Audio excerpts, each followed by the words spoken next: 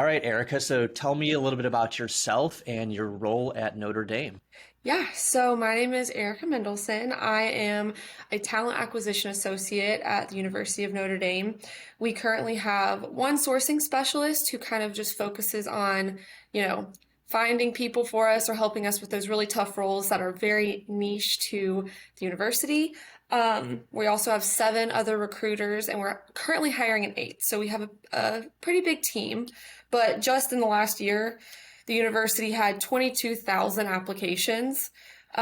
We filled about 750 roles, and out of those, we used Spark Hire 123 times, saving us hours and hours of being on the phone and, helping us kind of, streamline our process a little more. Sure, sure. That's great to hear. So seven or eight recruiters. How many hiring managers would you say you're supporting with that team? The team or me personally? I guess both. Yeah, maybe you personally first. Me personally, I'm probably at one time helping about 30 to 40 hiring managers with multiple different roles. Wow. Typically, I have about 40 jobs open or active at a time, whether that be posted and we're actively sourcing for candidates, or it's closed and we are talking to candidates and getting through the process of interviewing. Got it. That's a lot to handle for one person. 40 different roles, just as many hiring managers, a lot of applicants. That's a lot going on. Tell me about like generally what types of roles that you're recruiting for. Yeah, absolutely. So our team has different groups across campus. We do have two people who are more centralized. One person is with our development office or university relations, and they are a massive team of a few hundred people. So she focuses fully on them. And then Michael, he has all of IT. So they are very, as most people would know, specialized and niche. You really need to know that group. Sure. Everyone else on the team has many different groups across campus. My largest group would be administrative assistants across campus. That group is about, I'm guessing about 300 different roles across campus in under that umbrella. And then I have groups such as the Snipe Museum or School of Architecture or the Provost office. Those roles, while all at the university, vary so widely in what they need. So that makes my job a lot of fun, that I get to learn a lot about a lot, Yeah, yeah, essentially. totally. And how do you manage all that? Like, what's the process for learning about all those different roles because they do vary so much? Yeah, so we typically try to do intake meetings with our hiring managers. So once we get a job pushed through to us, I try to get about 15 to 20 minutes with the hiring manager, just kind of asking, give me your purple squirrel. Who would make the best candidate for this role? Tell me a little bit about what you hope to add to this role from the previous incumbent, or maybe if it's a new role, where do you see this growing? Is there room to grow? And they kind of just give me everything, that all their red and green flags. This is definitely what we don't want. This is what we do want. And then, fortunately, we do have websites for every group across campus. I try to spend a little bit of time on those, just kind of learning what they're passionate about, what really motivates their department and Hmm. what they do, which Hmm. is very helpful. So when you say websites, you mean like the sites that anybody could come to, like on the internet, to learn more about that department? Yeah, so if you just go to the University of Notre Dame backslash and enter one of the groups, they all have a website dedicated to each department, which is really helpful, not only for us, but for candidates who want to know a little bit more.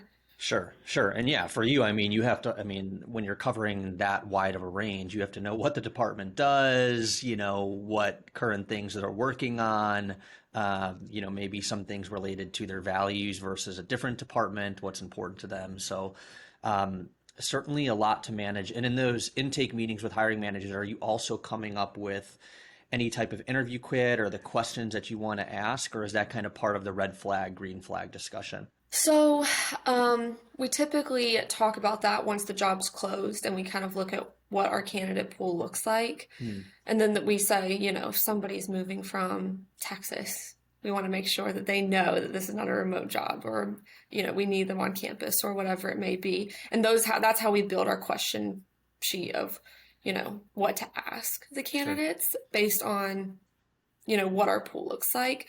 Of course, also to meet those minimum qualifications that we're really looking for. And I know before Notre Dame, you were also at another higher ed institution. So it seems like recruiting for universities is kind of your jam. So tell me about like some of the unique challenges that come with recruiting, at a college or a university. I would just say the overall environment of a university and how things are done is just so different from, I even hate to say the outside world or the corporate world. Sure. Yep. Um, Things on a campus or a university like Notre Dame are done with such intention and have such thought behind it that we want to make sure everything that is being done is just as intentional for the next Hmm. step. I also think that maybe it's helpful. And this is my personal opinion from I've never worked outside of a university setting. The work-life balance is so much better. And that's not a con, which is what you kind of asked for. What are the challenges? But um, I just think, Yeah, well, I think you make a good point, and at a university, one, there's a lot of process, right? And you need to adhere to those processes, and there's lots of stakeholders, so you need to have a really structured process in order to keep everybody in the loop. And I think too, the thing with a university, especially one like Notre Dame, like there's a brand to uphold as well. Not that there isn't one at a corporation as well, um, but like your typical university probably has a much more well-known brand than like your, everyday company, right? That the majority of people have never heard of. So I think, in that creates challenges in that like you have to stick to a lot of structure, a lot of process. You got to make sure that the way you run your hiring process not only isn't hurtful to the brand, but actually lifts up the brand and makes it, in line with all the other things that the university is doing to uphold their brand. So, I think there's a lot there. Tell me, at Notre Dame, what does the hiring process generally look like, at least for the roles you're recruiting for? yeah, absolutely. So across the board, and this might be different than what you would see in a corporate setting, we wait until the job closes before we even reach out to any candidate. So if we post the job and it's open and active for applicants to apply for 2 to 3 weeks, we don't touch or talk to any of the applicants. So let's say you apply on the first day, you wait 2 to 3 weeks before you even hear anything, which in some cases can be a little bit frustrating, and we totally understand that. But in other cases, we want to make sure that we have everybody before moving forward. Keeping everything very consistent is key for us.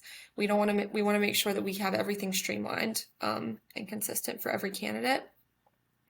From there, we talk with the committee, we look over. I will usually give a few names or a few resumes and say, hey, these are my yeses, here's a few maybes. You let me know though who you think, because you know your office, you know your environment, who you feel will be a really good fit.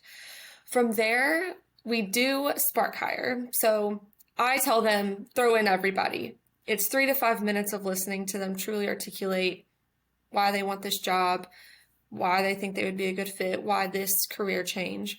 I send those to the entire committee, and I do tell them, don't watch it the first time, just listen to kind of erase those biases. And then the second time, take a few names out of that, what you heard and you love, take those names and then watch them to see if you can really see the passion in them, if they gave care, if they gave effort. And then from there, we invite them onto campus for another interview. And then hopefully from there, we make an offer and we have somebody great joining a team of other great people. Nice, nice. And with these hiring managers, like I know it could vary wildly, but like generally what roles are they in? Like are they department heads? Like who's involved in the hiring process from that side?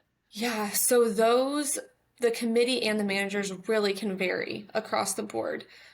Some groups are so large, like our arts and letters department, they have two women who are consistently the first person that talks to the candidates. They're always on the committee. They always know what's kind of being handled within the department. Some people, really just varies of who's going to be touching this position the most, who needs this, who's going to be partnering with this person a lot, who was maybe previously in this role, who knows the person that was in this role, who did a really good job. Can we add them into the committee? So I would say a majority of the time it is a manager of this person, but the committee is so varied and it can be from people all across the university. Got it. And then as far as like back to what you were saying about the hiring process, there could be a 2 week delay, let's call it, between somebody applying and actually you guys like kicking off the screening and interviewing process. Just to clarify, that's for consistent purposes, right? Consistency purposes, right? Like you want to give everybody the same start date essentially in going through the hiring process, or is there another reason? Well, there's that, and then, we're balancing 40 to 60 jobs at a time. Mm-hmm. Two of my coworkers, they typically have more than I do. Mm-hmm. And just so if we're reaching out to many people sporadically for all these different roles, sometimes things can start getting a little muddy and, we start to lose track of who we've talked to, what we've talked about. So it's also for purposes of just pure organization. Got it. So it's like a buffer basically to give yourself time to make sure that you can, dedicate the time that you need for all these different jobs, and don't have too much going on at once. Yes. So that seems like it Yes. probably presents some pretty big challenges just with regards to the speed of the hiring process. Like you've got a lot that you're trying to balance, but you also need to make sure that you're getting the most quality candidates in front of your hiring managers. And with all that going on, you mentioned you're using Spark Hire. How has that helped you, speed up that process, right? Like, so once you kick things off when the job is closed after everybody's applied, how does that help you now get people through the process a lot quicker? Because it would seem like, with a 2 week pause kind of in the beginning, you're a little bit delayed. So now you've got to like make up some time on the back end of the hiring process to make sure that, you stay within a reasonable time frame. Depending on the number of candidates that we have apply, there's only so many hours in a day, and we like to give each candidate enough time to really tell their story and articulate what they're trying to convey across in a cover letter or a resume. So before we had Spark Hire, we were only doing maximum 8 to 10 phone interviews per job. So if 40 people applied, we're only talking to a quarter of candidates, even if there are more candidates who are probably great for this role or have all the qualifications we need. Just pure time constraint kept us from speaking with them or able to talk to them. Spark Hire has been so great in not only saving time, but also helping us, if I talk to 8 different people in a week, and I'm human, you talk to me at 8 a.m. versus 5 p.m. after a full day of work, you're probably going to have a whole different conversation than if, so Spark Hire also keeps it consistent in, they're able to watch and listen what the candidate says rather than me trying to relay that message.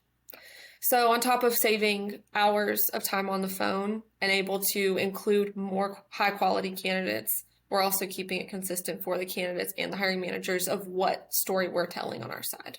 Interesting. Yeah. So you're not only standardizing it because all the candidates are answering the same questions, but you're standardizing the candidate's experience because, to your point, fresh in the morning after your first cup of coffee, if you're a coffee drinker, you're probably in a completely different mindset than after, like, okay, I've had a crazy day of meetings, a lot of stuff going on. It's 5 p.m. I'm ready to go home at this point.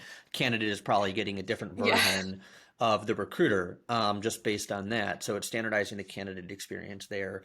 And then I like what you said about, I find this often is that whether it's a university or whether it's, a company, really any organization, that when you're faced with a group of applicants that are all on paper seemingly qualified, or a lot of them are qualified, you have these time constraints of, okay, well, I need to make a hire by X date. And in order for me to do that, I really only have time to, advance X number of people into the hiring process. Otherwise, like, it'll take me weeks to get through all of them, and then we're going to be delayed and we won't get a person in time, or we'll lose candidates to offers from other employers. So it's interesting that, you're able to essentially like widen the pool. So it gives you more swings at the plate, right? Where you've got now, instead of 8 to 10 people that are qualified going through your process, you've got 30 or 40 folks that now you're advancing through the process. So again, more swings at the plate, wider talent pool. Do you ever find that you're discovering like, maybe there's somebody that you advanced in the process that previously you might have been on the fence about because like, I don't, I've got a lot of phone interviews going on. I don't have enough time. This person's kind of like on the gray area of if I'd move them forward, and now you're moving them forward and you're discovering like, wow, that person actually is more qualified than I initially thought because they've now had a chance to add context to their resume. I was just going to add, there has been two different occasions when, if we had been doing phone interviews, there's no way they would have gotten the phone call because of time constraint like I added. But when we were pitching Spark Hire, I would just go, it's one more person. It's 5 minutes of listening to them. Let's just go ahead and throw them in. And they ended up becoming top two candidates on multiple occasions. So we have found that this has really saved us time in finding quality candidates too, because, we accidentally skip over them. Some people just aren't writers or don't know how to create a really solid resume or cover letter. And sometimes they accidentally just get jumped over, where this really has, made such a difference in who we've talked to and how many people we've gotten to talk to. And then vice versa. We think a candidate is very strong on paper and they do the Spark Hire and they tell us nothing. And, we are really shown maybe this isn't as strong as we thought, and we move forward with other candidates who end up being a really great fit. So, yeah, I think this has solidified a lot of decision making for us. Definitely. That's great. And are there any other tactics that you guys are using in the hiring process, specifically on the back half, that is helping you speed up the process? Like maybe it's your communication with candidates. Just curious, like how you're keeping things moving along once you start advancing people to the Spark Hire interview and to the later stage interview. So you're talking just post Spark Hire? Yeah, post Spark Hire. Really like kind of once you close the job and now you've got your, list of people that you're going to move forward with. Like, how do you make sure that you're keeping momentum, right? Because you've got the 2 week pause in the beginning. So now it's like, okay, when it's go time, it's like, we got to get people through this process. So just tell me a little bit about like, maybe your touch points or how you're making that happen. Yeah, so fortunately, by this point, the committee is so eager to hire somebody that they're also very on top of it, which is nice because by the time, the job description gets pushed through, then we've had it posted for a few weeks. They now have an empty seat for a month to 6 weeks. So once they have the Spark Hire, they go in, they rate, they comment, and we all meet and we talk about our top few candidates. And almost immediately, within a few days, we go ahead and shoot out emails letting people know that they did not move forward or that we are inviting them to an in-person interview. And we have those scheduled fairly quickly within a week or two. From there, again, after we have met with everybody, we have another committee meeting just kind of talking about what we heard, how we felt that everyone did and what they said. And then we make a final decision and make an offer. So fortunately, back end is much quicker than the front end of decision making. Got it. So you've got eager hiring managers that, need somebody in the seat. So they're ready to roll as soon as you press the go button on the back half of the interview process. When you guys have those meetings to review candidates, are those like predetermined? Like, okay, we have to meet within X days of these Spark Hire interviews being completed. We have to meet within Y days of the final interviews being completed. Like, how is that structured out to make sure that it's not like, oh, a week passes here or there and, now our candidate pool is dwindling because, people are finding jobs elsewhere? Yeah, and I don't want to say that never happens because there have definitely been times where I'm poking the committee, hey, people are dropping like flies, they're finding other roles. And sometimes that happens, right? We're working with people who are working also with research and going across, the globe to fight poverty and hunger. So I don't want to, maybe that's a challenge we can add to what's it like working with a university. These people, they're so intelligent and they're so driven. They're doing so many great things internationally, that sometimes I do have to send an email to the candidate to say, hi, your hiring manager's in Germany and he's going to be there for a week. So we will touch base after he gets back. That does happen on occasion, but typically, I'll just talk with the committee and say, we want a positive experience for these candidates. Can we please reach out to them by the end of next week? And I will let the candidates know somebody will be in touch with you by the end of next week. After Spark Hire, and we have kind of made our list a bit shorter, I try to touch with the candidates once a week just to make sure we're still considering you, committee's still meeting, your hiring managers in Germany, whatever it may be, just so they know. Yep. We don't have a set day of, okay, they finished their Spark Hire, now you need to make a decision in 3 days. Like I said, because the committee sometimes are just working on so many different things, it would be almost impossible. Yep. And it sounds like you're in great communication with your candidates on giving them status updates, which helps keep them engaged in your process, and hopeful, like, okay, I'm going to hear back soon. I'm going to hear back soon. So that's great. Have you guys, incorporated anything? Like, I saw, that you guys have a great Instagram about working at Notre Dame. There's a lot of pictures and quotes and stuff up there. Do you guys weave any of that content into your communications with candidates? Yeah, so I actually run our Instagram account. Oh, you do? That's why Okay, nice work. that's why my work or my, you know, I said that a few of my other coworkers have a few more jobs on campus. That's why my job load is a little bit less, is because I am also leading in Facebook and Instagram right now. And yes, we try to tie those in. Hey, we're so sorry you did not get this role. Here's some great places to check back. We add the Instagram. Typically, the Instagram at is at the bottom of all of our emails. I'm trying to use that platform mostly just to convey what a positive environment we have here on campus, our benefits, things that people just really wouldn't think about. I say all the time, when you think of the University of Notre Dame, you think of what? Highly intelligent people, really great school. Erica, oh, I'm so sorry. No, you're good. You're good. My Alexa's reminding me to No sweat. That happens to me all the time. water Like my plants. yeah. No worries. I always, that happens to me all the time. I feel like my watch starts talking to me, like I say the wrong thing and my watch thinks I'm talking to Siri or something and it starts talking out loud on calls. So, happens all the time. It's just the world we live in now. Yeah, I constantly need tech to remind me how to do things, apparently, like water the plants. I apologize. I don't remember where I was. Yeah, no worries. One of the things that we found to be helpful here, and I've seen other, organizations have a lot of success with, especially if there's like gaps in between steps in the process and you got to keep candidates bought in, like, of course, giving them a status update is going to be helpful. But like the more that you can weave some of the content that you're creating on Instagram and Facebook and then into that communications helps get them even more bought in, especially if you can make it like specific to, maybe the function that they're applying into or the department that they're applying into, or if you can include videos from employees that already work in those departments. It's like, hey, your hiring manager's in Germany, so it's going to take, a little bit, few more days for them to get back, but we will get you a status update. Like, in the meantime, we thought it'd be helpful to share this video of like somebody else in the department talking about what it's like to work at Notre Dame.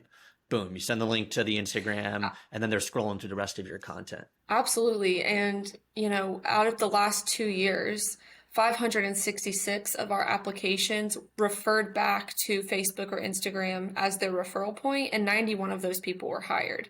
So it just goes to show that it's just, what today is. People just want quick information. They want it at their fingertips. And I also, like I was saying, when you think of Notre Dame, you think of athletics. You think of a really great school, highly intelligent people. Sometimes people just forget, I could work there. I can also be impactful, really make an impact on not the university, but the world and what we do here. So that's kind of what I was trying to highlight in Instagram and in a fun way.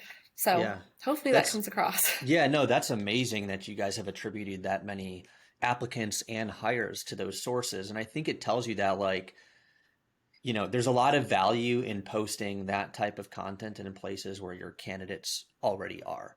Of course, they can come to the Yeah. Notre Dame's careers page and browse the website and probably go down a rabbit hole of content. But ultimately, like if you're able to deliver that bite-sized content in the places they already are, perhaps they give you a follow because they see something pop up, and then a few weeks later, you guys pop up again, and that's when they happen to be looking for a job, and they're like, "Hey, I can't." To your point, I can work at Notre Dame. I can make an impact there. I've seen a few things on their Instagram over time. Like, here we go. And so I think that's really amazing that you guys are heavily invested in those channels. Outside of Instagram and Facebook, is there anything else you guys are doing along the employer branding side to get content like that in front of candidates, or are those the main two platforms? Yeah, so I try to post as much as I can on LinkedIn. University of Notre Dame has their own LinkedIn page that you can find every job that we have ever posted there. But same thing, I like to take large graphics, fun graphics with big wording, and just kind of throw it on. I'll send it to all of our recruiters so they can post it on their personal LinkedIns.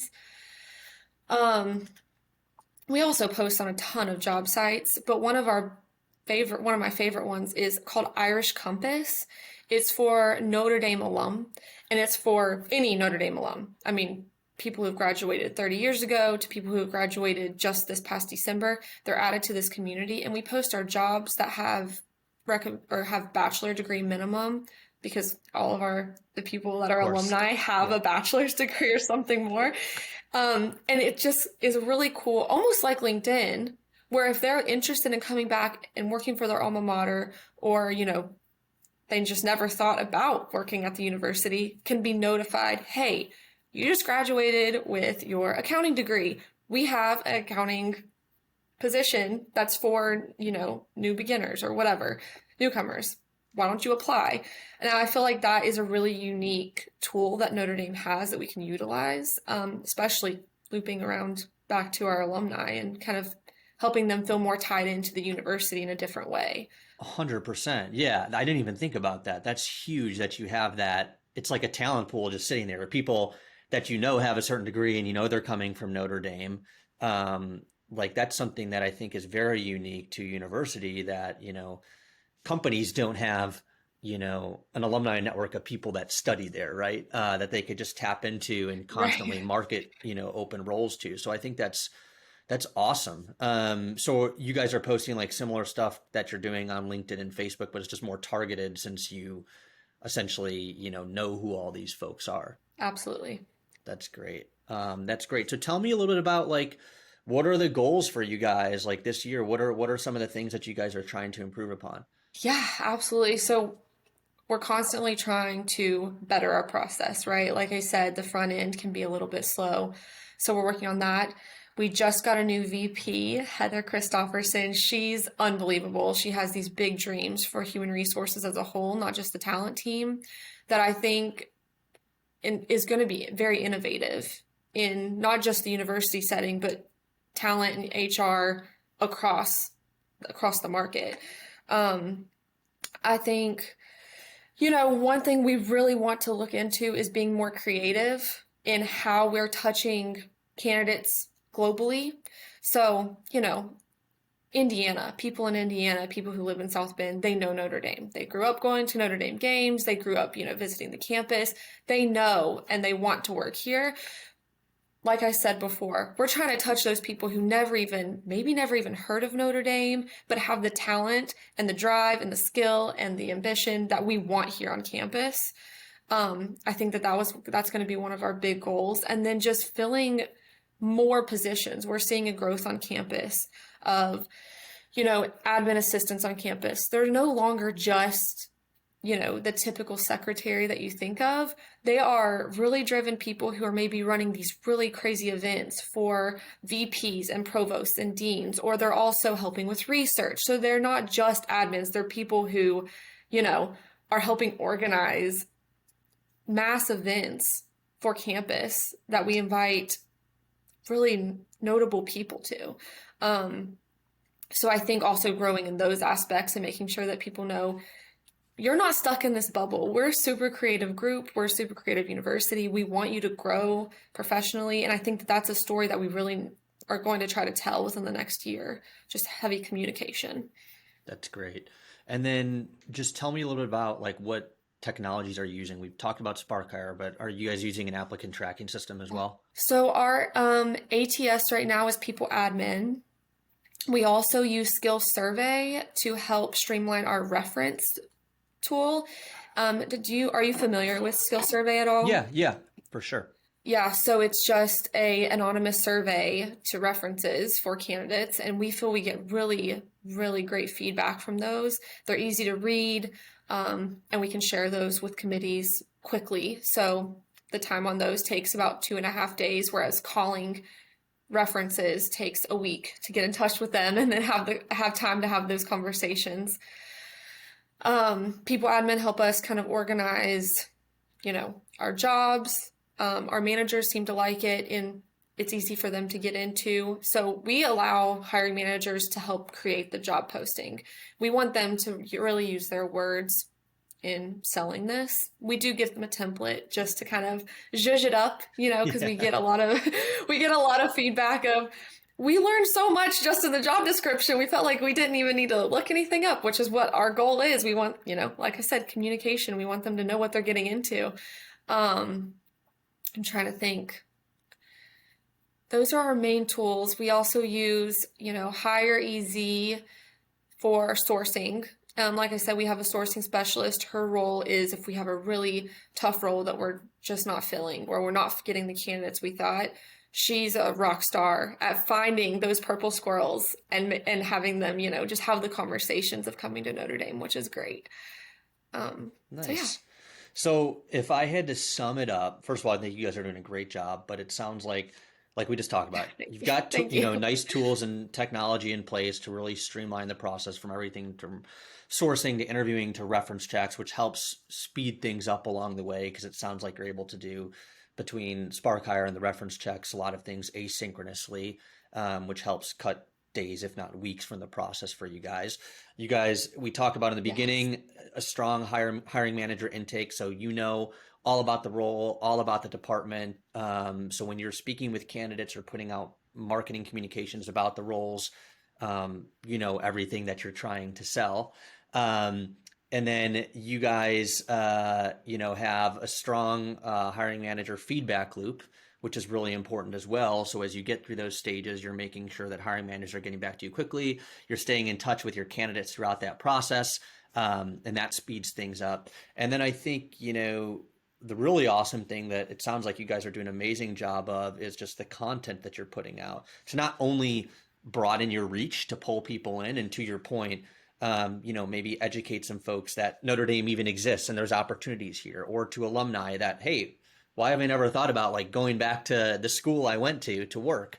So I think, Yes. That's really good from a reach standpoint and from a marketing standpoint to pull people into your funnel. But I think oftentimes the, benefit that people overlook when thinking about content, employer branding content, is that it actually does improve the speed of your hiring process, because it continually gets people to opt in and nod their head yes, and continually engage in your hiring process as they see more and more content throughout your communications or on those channels that aligns with their values or what they want to do, or work-life balance.